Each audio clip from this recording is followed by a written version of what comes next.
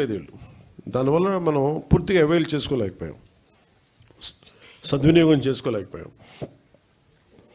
దాంట్లో కూడా మీరు వెళ్ళి చూస్తే బేసిక్గా జల్ జీవన్ మిషన్ మన కేంద్ర ప్రభుత్వం మనం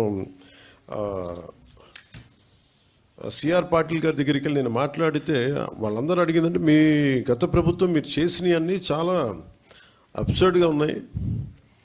మేము అడిగింది ఏంటంటే పర్మనెంట్ అంటే ఒక సస్టైనబుల్ వాటర్ సోర్స్ నుంచి రావాలి. అంటే బేసిక్గా వాళ్ళు అడుగుతుంది ఏంటంటే మీకు రిజర్వాయర్ నుంచి నీళ్లు తీసుకుంటేనే ఇది ఇస్తుంది. మీరు పైప్ లైన్కి మేము ఇవ్వం, మీరు రిజర్వాయర్ నుంచి తీసుకొని మీరు అది ప్రజలకు ఇవ్వాలి, అంతేగాని గ్రౌండ్ వాటర్ నుంచి కాదు ఇదని చెప్తే. కానీ గత ప్రభుత్వం చేసిందంతా ఏంటంటే మన అడిగిన పర్పస్ ఏంటంటే కేంద్ర ప్రభుత్వం ప్రాజెక్ట్ ఇది రిజర్వాయర్ నుంచే తీసుకోమని చెప్పింది. కానీ గత ప్రభుత్వం ఈ 4,000 కోట్లకు కూడా, ఎందుకంటే మనం కొత్త ప్రభుత్వం వచ్చాక దాదాపు 700 కోట్లు మనం తీసుకున్నాం, మనం చేసిన మనం తీసుకున్నది.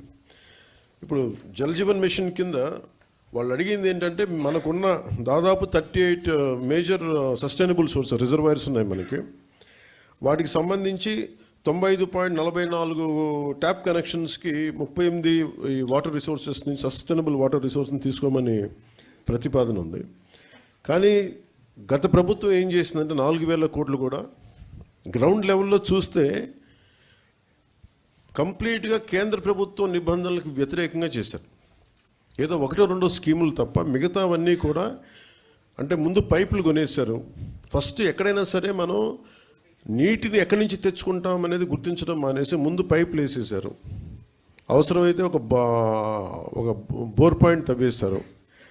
అలా ఇచ్చేస్తే ఇక్కడ మీకు చూపించదలుచుకుంది ఈ ఈ 2 మ్యాప్స్ ఉన్నాయి ఇక్కడ. యాక్చువల్ జల్ జీవన్ మిషన్ తాలూకు ముఖ్య ఉద్దేశం ఇది.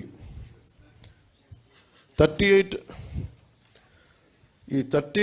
సస్టైనబుల్ రిజర్వాయర్స్ నుంచి ఇది దీని మ్యాపింగ్ ఇలా ఉండాలి. ఈ రెడ్ ఎందుకున్నాయి ఇక్కడ, ఈ రెడ్ ఇవన్నీ ఎందుకున్నాయి అంటే ఇవన్నీ బోర్ పాయింట్స్తో చేసింది. బోర్ పాయింట్స్ నిరంతర సరఫరా ఉన్నది. ఏదో ఒక 5 నెలలు రావచ్చు, లేదంటే వాటర్ చెరువులు బోర్లు ఎండిపోతే మళ్ళీ ఆగిపోతాయి. సో ఇట్లాగా వీళ్ళు 4,000 కోట్లు ఖర్చు పెట్టినా కానీ వాస్తవానికి అవి ఏవి పనిచేసే పరిస్థితిలో లేవు. సో దిస్ ఇస్ 4,000 కోట్లు దుర్వినియోగం అయిపోయినట్టుగా మనం భావించవచ్చు. సో అందుకని మళ్ళీ తిరిగి కొత్త ప్రభుత్వం వచ్చాక గౌరవ ముఖ్యమంత్రి శ్రీ నారా చంద్రబాబు గారి ఆధ్వర్యంలో, ఆయన నాయకత్వంలో ఆయన మాకు చెప్పిన ప్రమాణాలు కానీ ఆదేశాలు కానీ మేము ఈ సస్టైనబుల్ వాటర్ సోర్స్ని ఎంత బలోపేతంగా ముందుకు తీసుకెళ్ళాలి, అలాగే ఎలాగ దీన్ని ఈ కన్జర్వేషన్ ఒక దీన్ని భాగం చేయాలి, దీంట్లో వీటన్నిటిలో మేము ముందుకెళ్తాం. మొన్న నేను సిఆర్ పాటిల్ గారి దగ్గరికి కూడా నేను వెళ్ళినప్పుడు కేరళ 45,000 కోట్లు అడిగింది. మేము అడుగుతుంది కనీసం మాకున్న రాష్ట్రానికి మాకున్న పరిధి కనీసం ఒక 70,000 కోట్లు మాకు మంజూరు చేయమని నేను ప్రతిపాదించాం. రాష్ట్ర ప్రభుత్వం తరపు నుంచి ప్రతిపాదిస్తే వాళ్ళు అడిగింది ఏంటంటే మీరు కంప్లీట్ డీటెయిల్డ్ ప్రాజెక్ట్ రిపోర్ట్ తీసుకొని ఎందుకు మీకు 70,000 కోట్లు ఖర్చు అవుతుంది అది మొత్తం వివరాలు ఇవ్వమంటే మేము ఆ క్రమంలో ఉన్నాం. ఐ థింక్ అది శశిభూషణ్ గారు చెప్పాలి. అది ఆల్మోస్ట్ ఇప్పుడు మనం వచ్చి జనవరి నెలాఖరికి కంప్లీట్ డిపిఆర్ తీసుకొని జలశక్తి మినిస్టర్ గారికి దీన్ని ప్రతిపాదన పంపిస్తాం. కానీ మేము ఏమనుకున్నామంటే ఇక్కడున్న టీం కూడా చాలా ఎఫెక్టివ్ టీం, అందరూ తప్పనప్పటి ఏదో చేద్దామనుకున్నది.